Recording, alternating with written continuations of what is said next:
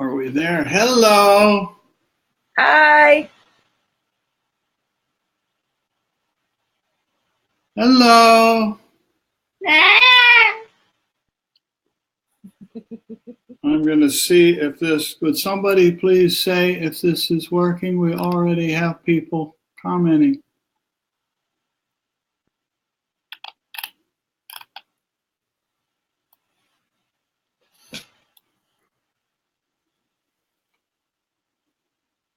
All righty.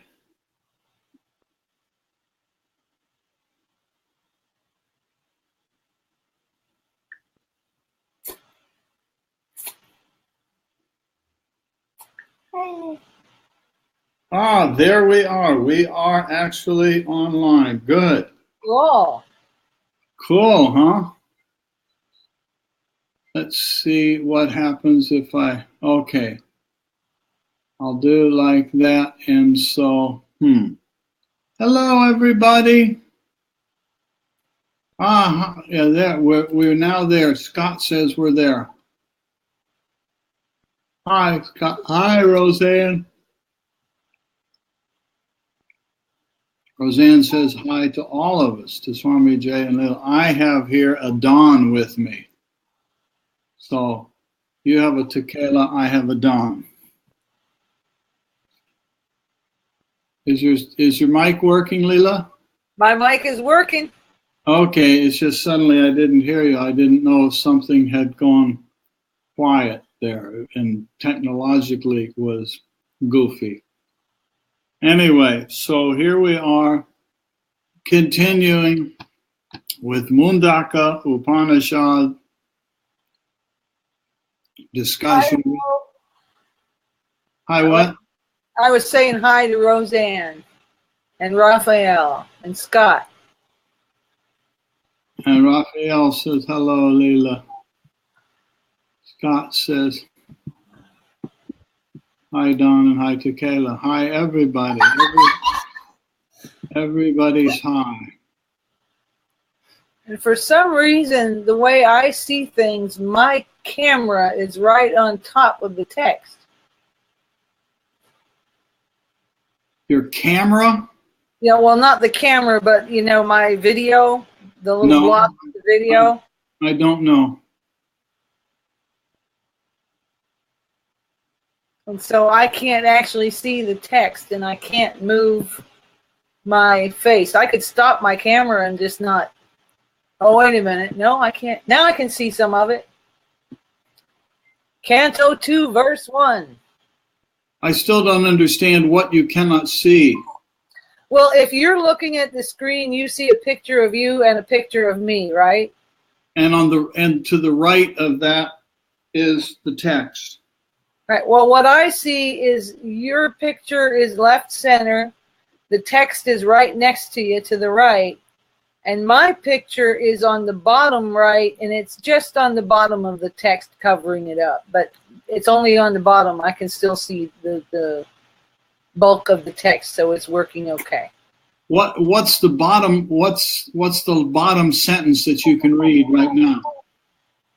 It is the cause of everything that moves, blinks, and breathes. You can read that.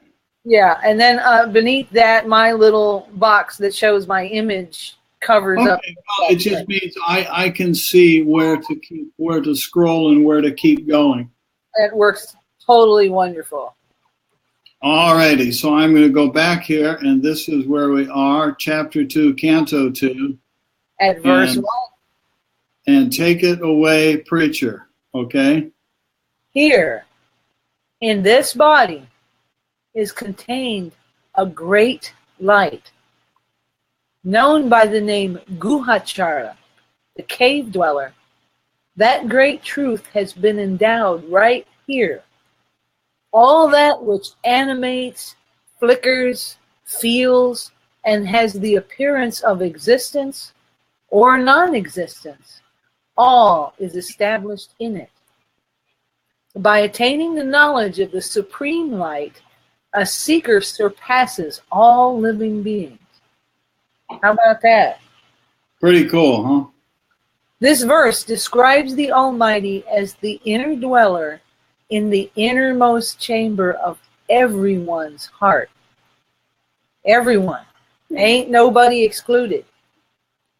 That luminous light of lights is known to move there.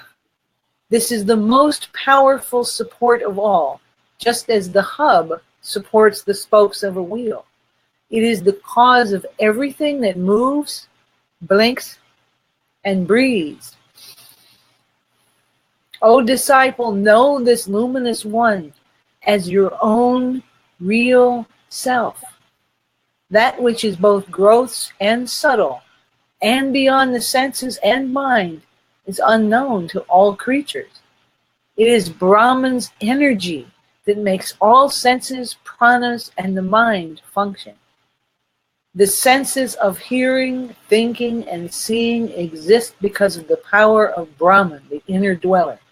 And ultimately, that is the cause of this type getting bigger right now, which is awesome. Thank you. Through Swami J. Without this very source of energy, the senses, breath, and mind are inert and have no power to function. It is Brahman that appears to be the individual soul. It appears to be the individual soul. That is why the sensations of sight, sound, taste, smell, and touch are experienced. The aspirant should contemplate Brahman, that power, as the self that is the source of all these experiences. The aspirant experiences Brahman as the very heart, as the knower and the seer. It is the presence of the self that shines forth through all the states of mind. Therefore, the self appears to be moving. It is exactly like the spokes of a wheel, which move because of the wheel's name. Those who are not disciplined do not understand the systematic way of contemplating the inner dweller. Hi, Rojo. They can neither meditate nor focus their mind. Such a mind and intellect, which are undisciplined, have no power to know the inner self. This self is without form, and therefore it becomes difficult for the aspirant to focus his mind. Thanks, Ro. On the self. Without form and name, Brahman is in the power of the atom and in the minutest particle we can imagine, tiny as we can imagine. And at the same time, it pervades the entire universe. Verse 4 of the Upanishad says, the self is one and unmoving, swifter than the mind. Atman is identical to Brahman. When we describe the nature of the human being, we emphasize that Atman dwells in the cave of the human body. It is yes, sir.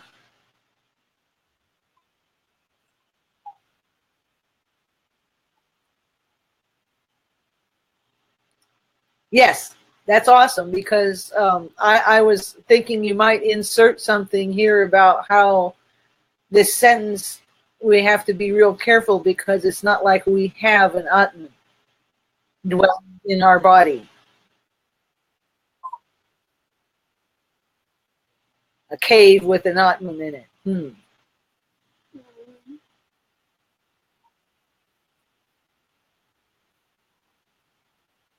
And there's no other way to really describe it.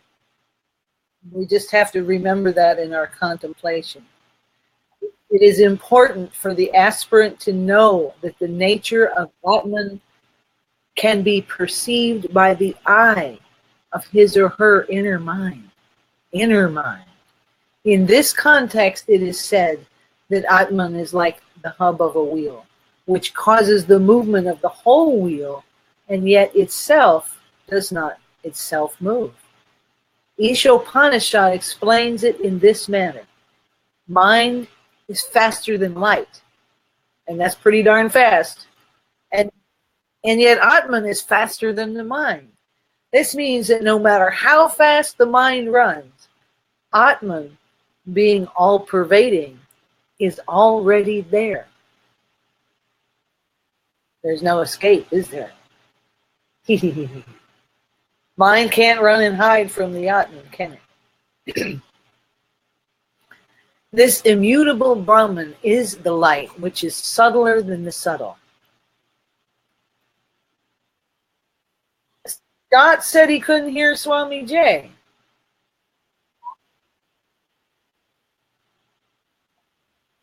Yeah. Oh no.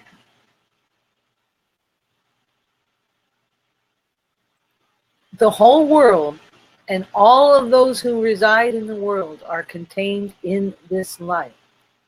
Brahman itself manifests into prana, speech, and mind. That alone is real. Brahman itself. That is immortal, and it is this which should be known. The chariot moves because it is directed by an intelligent driver. An intelligent driver. Pure consciousness guides the pranas, mind, and senses, though it remains indivisible. The aspirants learn to contemplate the truth that Brahman dwells within the cave of the heart of every being. This gives them immense faith, and instead of looking at the external world, their minds spontaneously lead them to various inner dimensions of life and finally to self-realization.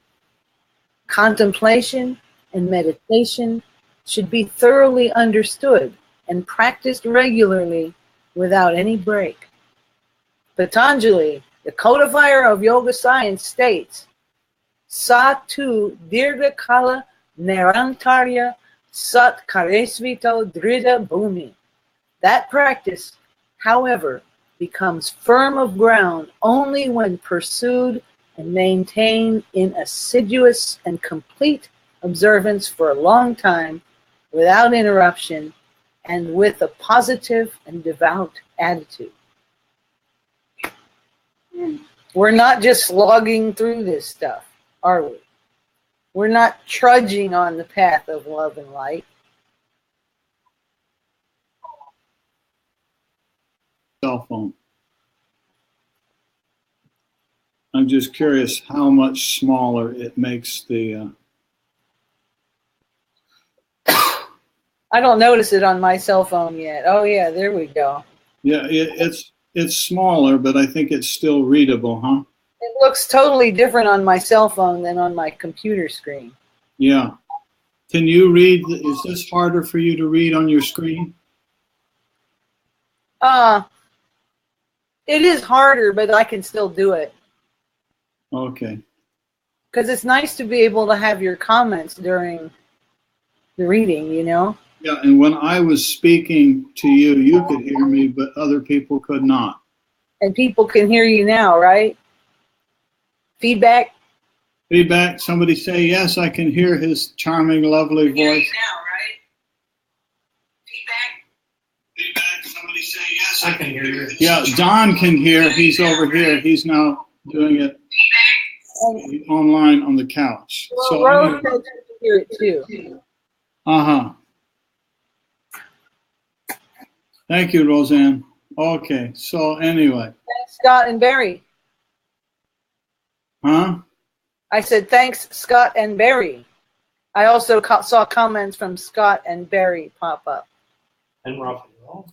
Scott and Raphael Roseanne, and Barry. Good. This was your hearing test. Did we pass? We passed. Okay, so carry on, preacher. To understand the sovereign science of Brahman, an aspirant should learn to sharpen the intellect and purify the mind and heart before he or she seeks to attain the kingdom of Brahman within. First this, then that. Brahman is the nucleus, and the universe is its expansion. Atman is the nucleus in the individual human life. The mind, intellect, senses, and pranas are his creations, which function according to his guidance. And note once again that the poetic use of the word him has been used in reference to Brahman, which of course is not a being, but the total absolute reality. And it just doesn't sound as good. It just doesn't quite. Yeah, that's right. That's right. And neither does they and them. Neither does what? They and them. Yeah. That. Yeah. That. So we personify these to talk about it, but we keep mentioning this to everybody so that we don't forget it and accidentally come to understand it in a way that's not accurate. And that's a good thing. And that's a good thing. So just as a scientist makes experiments in his laboratory, so does the aspirant make his internal life a laboratory for learning to understand the finest and subtlest power. Therefore, an aspirant should precisely follow the path of meditation and contemplation in a well-organized and systematic way, exactly as a scientist makes experiments in the lab. Blind faith misleads the aspirant. Reasoned faith and a mind and intellect that are purified through spiritual discipline help the student to reach many unfathomable levels of life, which are not normally known by people with ordinary minds. There is no other way of knowing except by the path of meditation and contemplation. In contemplation, the intellect is sharpened. In meditation, the mind, intellect, and other modifications unite and make a one-pointed effort with full shraddha, which means devotion plus reverence. Many students uselessly waste their time trying to argue that bhakti is higher than karma, or that karma is higher than bhakti. Karma is definitely inferior to bhakti, but selfless karma, practiced as a worship, is a part of bhakti, and this path of bhakti or love leads one to realize the self. Real aspirants practice meditation with full shraddha, and in their external life in the world do selfless actions instead of indulging in such futile discussions. there's Sylvigmar. Thanks, guys. Holding the great bow of Upanishadic wisdom, the aspirant should fix the arrow of his mind, sharpened with meditation, on its target. Draw the string with full absorption and shoot at the target. Oh my God. Remember, immutable, eternal truth alone is the target. I guess since it's an arrow, it should go swish or something, not bang. Swoosh. There, that was a very good arrow. Boing. Boing, says Don. Boing. Well, that sounds in the little green box. Yeah. Where's the little green box? Where's the little green box? I don't know. We lost the little green box. Oh, well. Improvise. We have a Don here to be a little green box.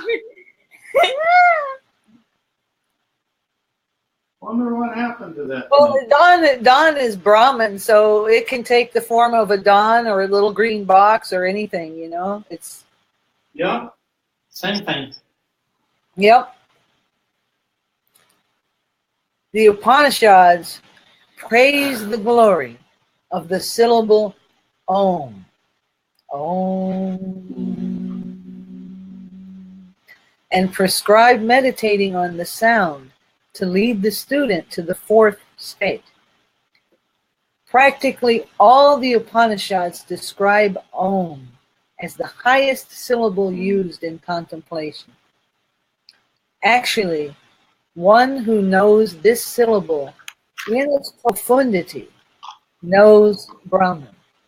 And now remember, just in case you forgot, we have a recently published course on Om Mantra, the heart of traditional yoga. That's right. And if there's anybody that can put the fun in profundity, it's Swamiji.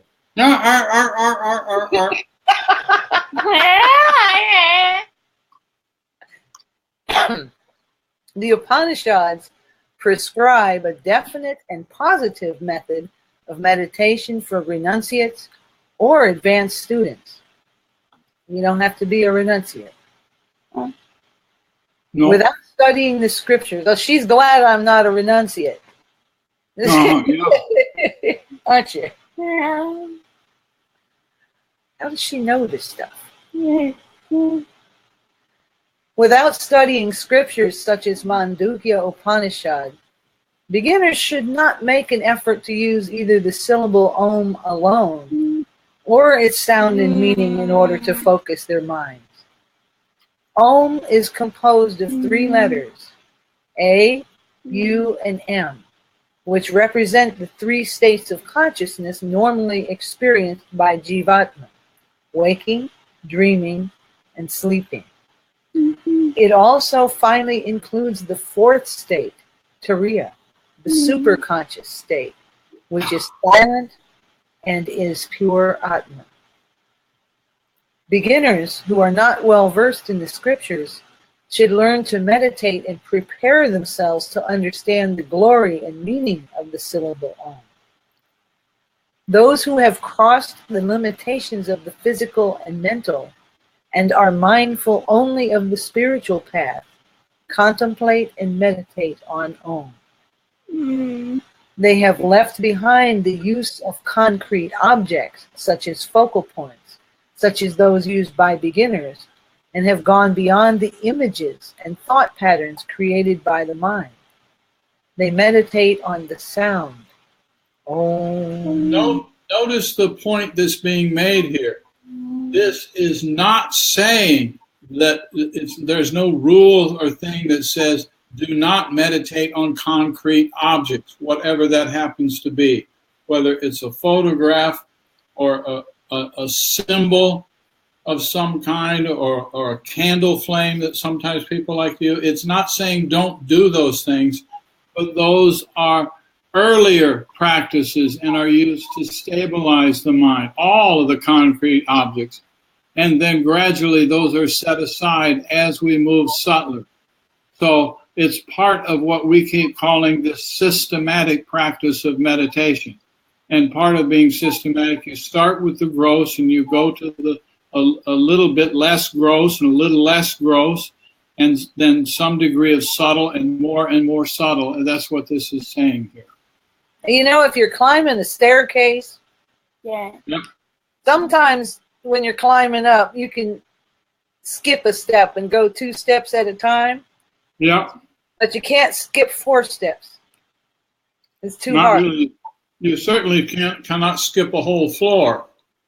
Right. And so it's too hard. You know, it's like a staircase. You do one thing, then the next, then the next.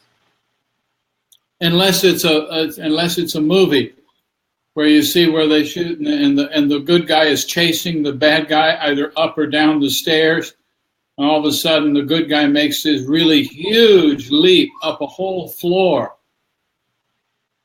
That's true. That could happen. But that's just that they're not really doing it in the movie, I don't think. No. Or you'd be lucky enough to find an escalator. Or you find an escalator, says Don. Don's always going to find a shortcut.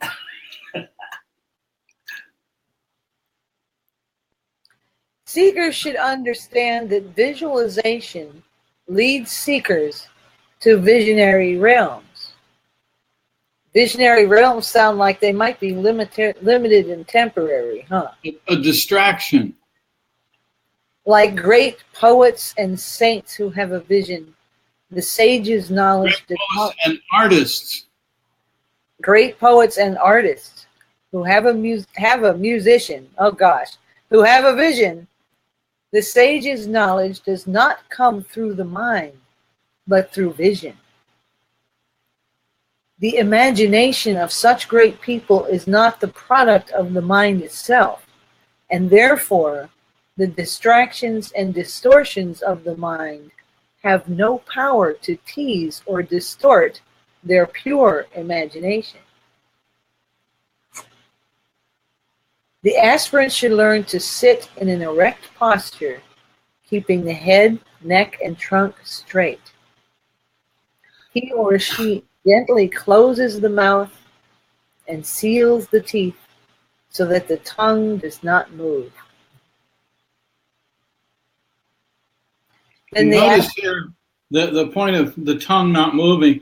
Notice in yourself how when you're internally, when words are going on internally, the tongue and the other little muscles in there tend to try to move along with the words that are being remembered in your mind. Yep.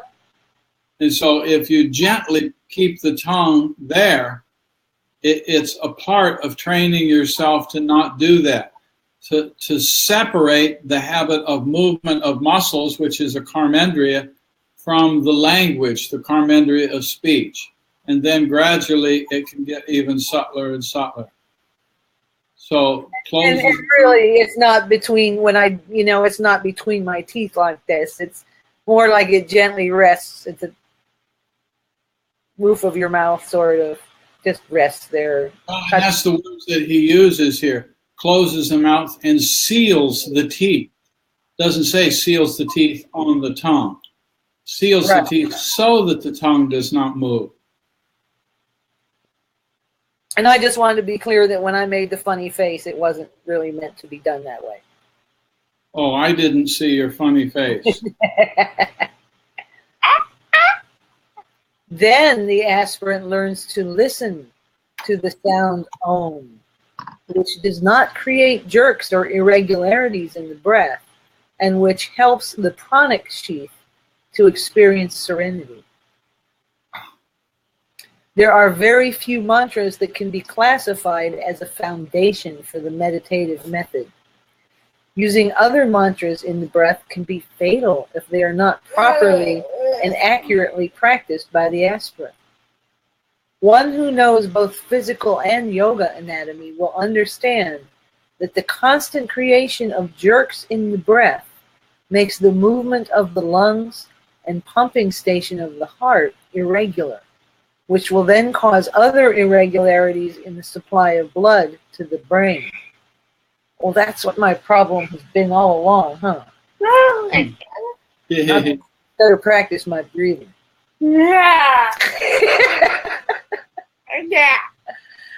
Therefore, the process of imparting mantras is a great science, and only a few teachers and yogis understand the consequences of their use.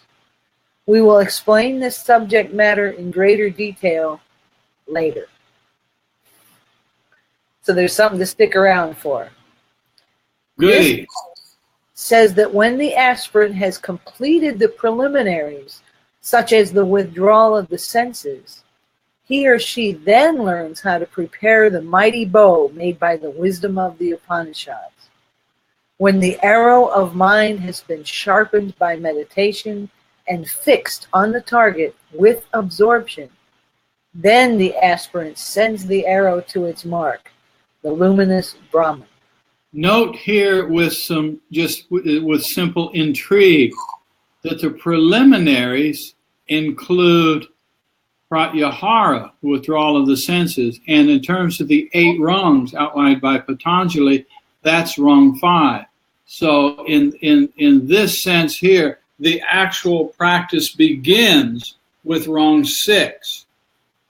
And so everything of rung 1 through 5, including pratyahara, is preliminary. The real action starts after that. We don't have to do anything with that comment, but it's nice to make note of this, that this is what we're actually trying to do.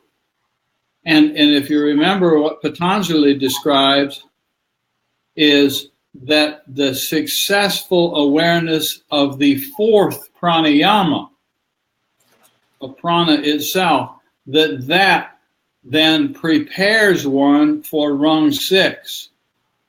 And implied in that, because there's no actual comment about what you do for pratyahara, the pratyahara comes easily, comes naturally. And then the senses withdraw, and then we are ready to actually go into the mind field. Again, I'm pausing to mention here this just to make note of it. There's nothing necessarily we need to do with it, but the included in preliminaries is pratyahara. Okay, get ready. Get ready, here we go. Is the bow. Atman, individual self, is the arrow. Brahman, the universal self, is the target. Aim precisely, and like an arrow, become merged with the target. Boing. Boing. Dong. We still don't know what happened to the little green box. I was waiting for Don to come out with a boing. We're in the fourth state here. Silence. We're in the fourth state here, so you're not going to get a boing.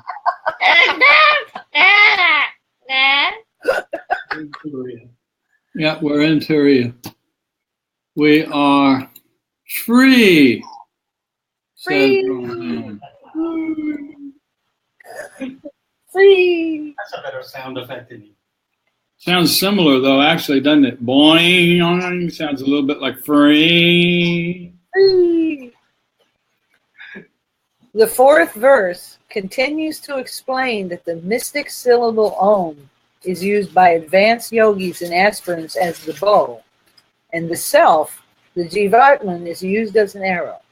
Some say, I have seen some people say that only the most advanced of renunciates should use Om, and that other people should not be taught Om. There are people who make this claim. And she don't agree. I don't agree either. But let us be aware that the experience that comes from the use of it becomes subtler, and what we're reading here comes later on. And initially, it may be as simple, not easy sometimes, as simple as a gentle internal Om coordinated with the breath, so that the breath will become smooth, so that the pratyahara will occur, so that we can experience the subtler use of the mantra. Oh. So the fourth verse continues to explain that the mystic syllable Om is used by advanced yogis and aspirants as the bow, and the self, the Jivatman, is used as the arrow. Such an aspirant makes Brahman the target. Only an undistracted, undissipated, and one-pointed mind will be capable of doing so. If the mind is not purified, made one-pointed and inward, then shooting arrows at the objects of the world will be of no benefit at all. So let us be aware to train the mind. Constant japa, which is a great technique for making the mind one-pointed, is implied here. So first comes the japa, and that helps the mind make one-pointed. And then it moves into the dhyana, the meditation, and the vichara, the contemplation on the Om. So again, there's a systematic nature to this process.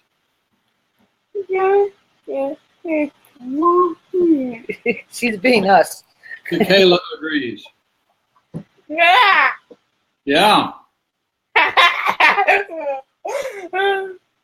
This syllable Om is a mystical syllable too. It is mystical because it is beyond all names and forms. It is something abstract, relating to different states and experiences of Jivatman during waking, like now, dreaming, when we have dreams, and sleeping when there's no dreams. States. There is no mystery about this syllable and its sound to those who have studied the scriptures under the guidance of a well-versed preceptor and who have practiced the method of unifying contemplation, vichara, and meditation, dhyana, to make the mind one-pointed and inward. There you go. Practicing. If one constantly mentally remembers Om without interruption by other thoughts, Om will surely and properly create a deep groove in the unconscious mind. That's also a samskara, ain't it? Yeah. So Very they ain't useful. all bad, are they? Yeah. We can consciously choose to create a deep groove with Om. Eventually, it will guide the student even during the time of transition, when the jiva leaves the body and no one else is capable of helping. Om is considered to be a setu, or a bridge between the two shores. When the individual soul drops the body, there is a period of transition during which the jiva has to be all alone, traveling from this shore of life to the other shore. Utter darkness and loneliness are experienced by the jiva during this period, and there is no one to lead jiva at that time.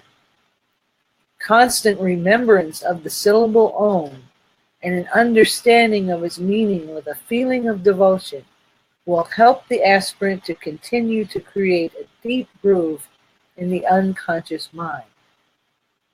Then, at the time of death or departure, when the body, breath, and conscious mind fail, when there is complete isolation and separation from the external world, when there is no one to help, the great groove that was made by the aspirant's sincere efforts brings forward the merits stored in the reservoir of the unconscious.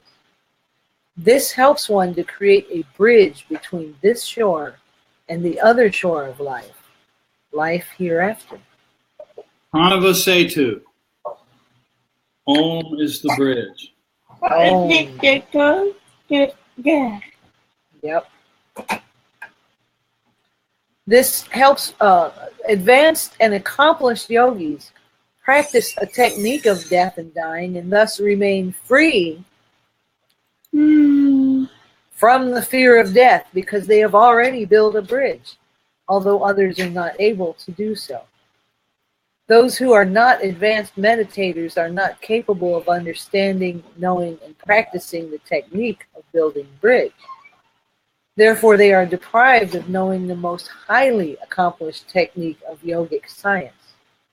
This verse is meant to create a particular awareness in the minds and hearts of advanced aspirants who are treading the luminous path of Brahman, self-realization. We can also say Om for the departed. Om. Om. Mind, the pranas, and the other elements, including heaven, earth, and all the spaces in between, are held in him, that Brahman. Know only that single Atman. Speak of nothing else. This knowledge is a bridge to immortality. That would be pretty cool. When the aspirant's mind is purified by the methods of contemplation and meditation, he or she does not become distracted by worldly thoughts and their attachments. Gee, that doesn't say worldly thoughts never occur. It just says we don't become distracted. Yep. Funny how that works, huh? The preceptor who has established himself in Brahman consciousness, Kshatriya Brahmanishta, exhorts his student to renounce and give up all vain actions and to contemplate and meditate only on Brahman.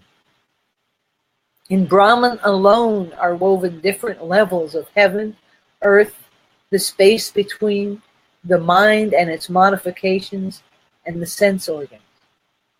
The student realizes that pure Atman, one without a second, is worth knowing, and then no longer desires the transitory objects of the world, like cars. Or green boxes. Or green boxes. A student is forcefully advised by his preceptor that the power of speech should be preserved and used in a proper manner. Giving up all other talk means that there is no talk except of Brahman. The student participates in satsang, which means experiencing the company of sages or conversing with the sages. And that means all y'all. We're all sages here. Yeah. We may not be the highest sages, but we're all sages here. Yeah. We may not be the seers of the Upanishads, but this strengthens his awareness of Brahman. The dialogues between the student and preceptor pertain to Brahman. They never discuss anything about the mundane world. For all aspirants, it is unhealthy to talk too much. Actually, talking too much is unhealthy in any walk of life. Those who talk too much usually speak nonsense. The aspirant on the path of spirituality is instructed to stop wasting his energy through foolish speech, and is instructed to give up all vain actions, as described in the 4th verse. But the mind should not be allowed to remain without some pleasant talk. For the sincere aspirant, there cannot be anything pleasant except concentration on Brahman. Because what else is there?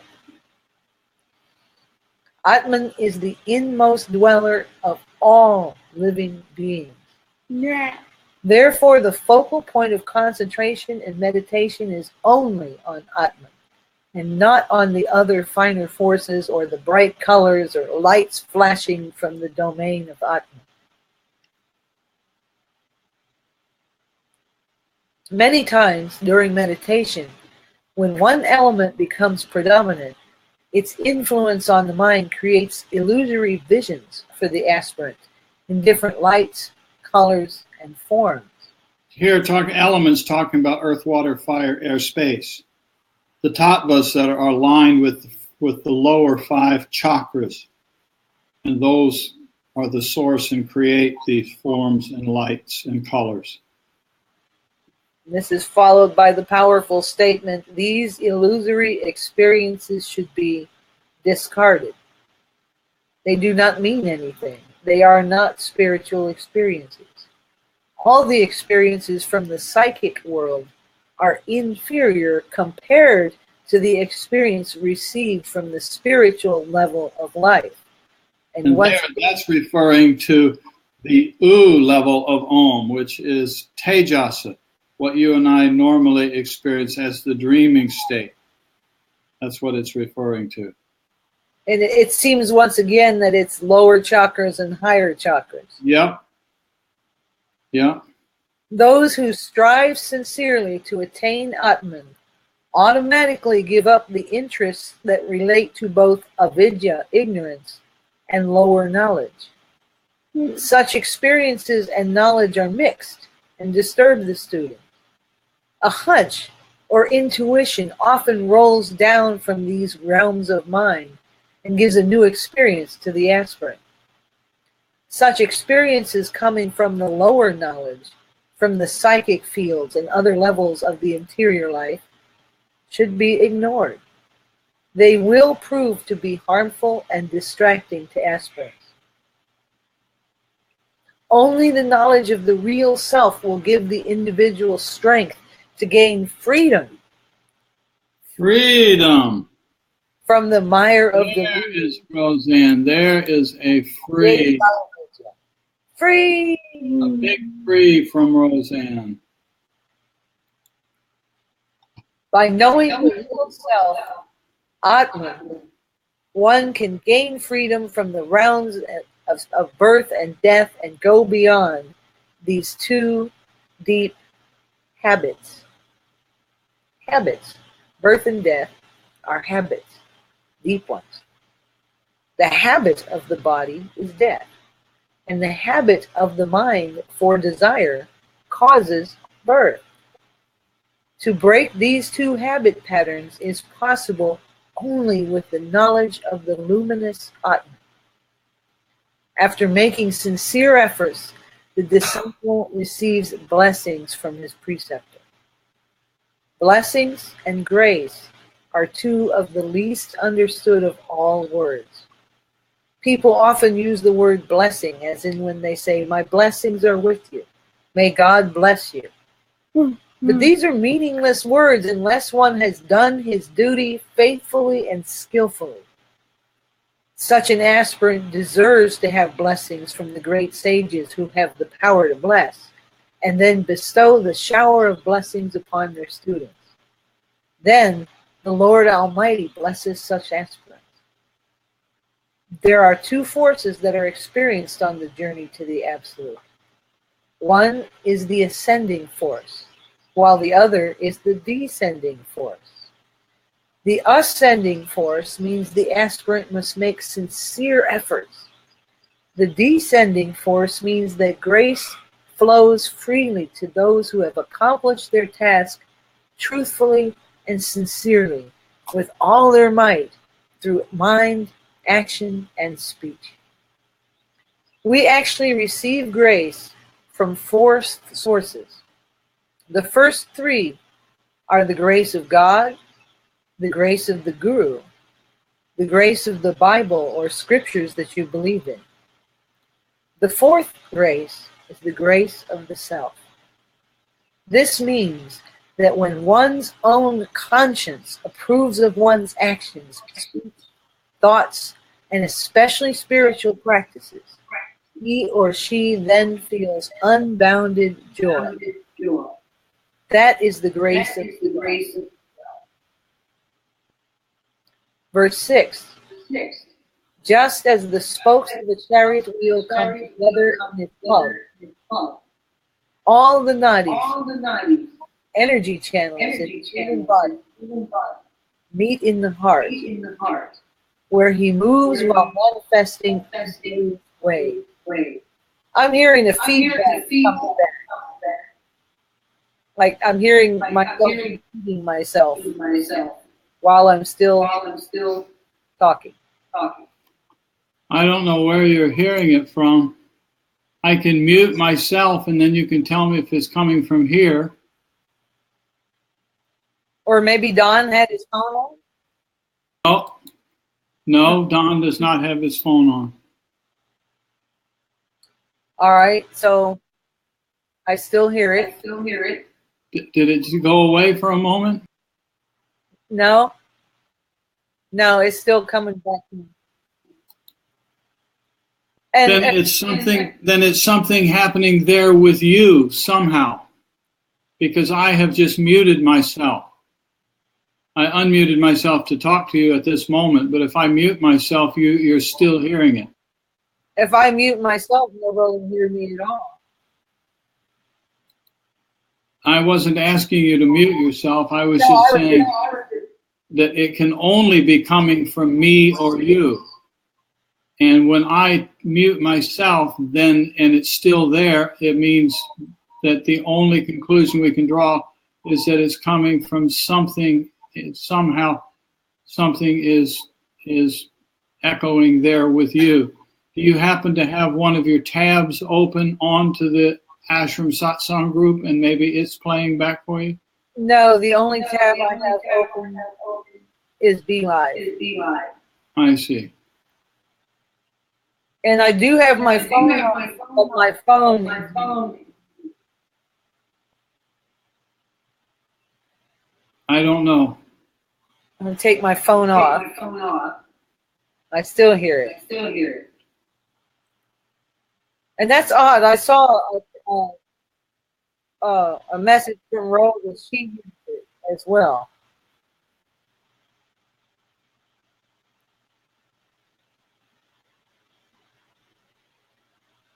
But it just started.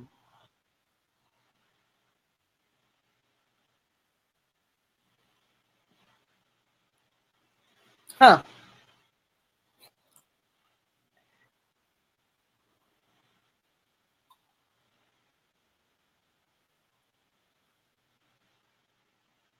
And is it my voice that just echoes, or does Swamiji's voice echo as well? Okay, Barry says it's gone. Barry says it's gone.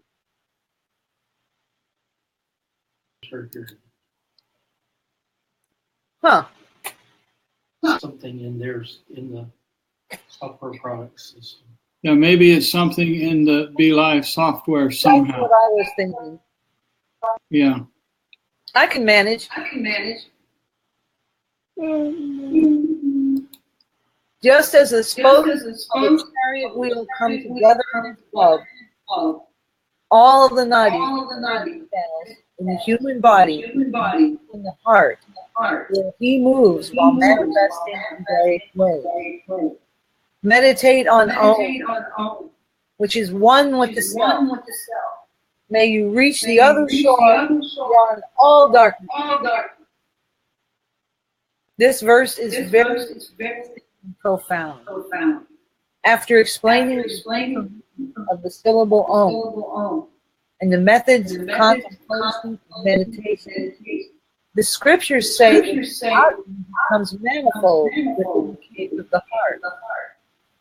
If you visit a shrine, it is interesting to know that the temple is actually a symbolic representation of the heart. I've got Barry saying It was cutting out. There is a cutting out phenomenon a little bit, but I would not call it echoing here. I think the universe is telling us we're done today. Well, we're pretty close to done. I thought we would try to finish this particular verse. We tried. But we tried. Maybe we should go back and do this verse over, Leela. Let's do it that way. And let's go. Okay.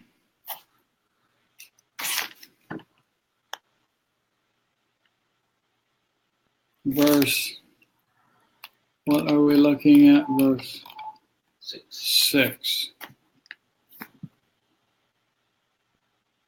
All righty, so we'll pause there. We'll listen to the message of the universe. You ready? Oh. Om. All righty, I'll turn that off, and we can just be here together. It's chopping off the top of your head, though. I know, I moved it so that I could chop off the king's chin. Chop off my head a little bit, too. So anyway, there we are. Thank you all for playing.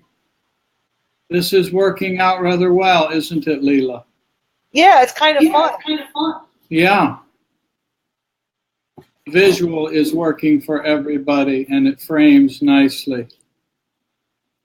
Hi, Tequila.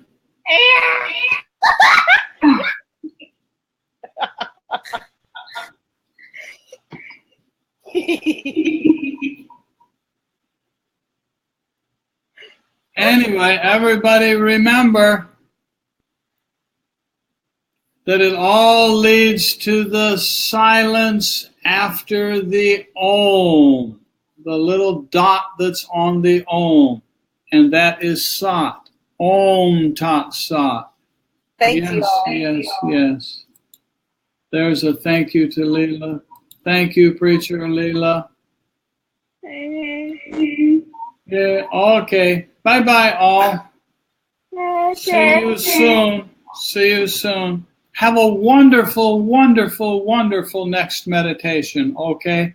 And we all know where to go into the silence.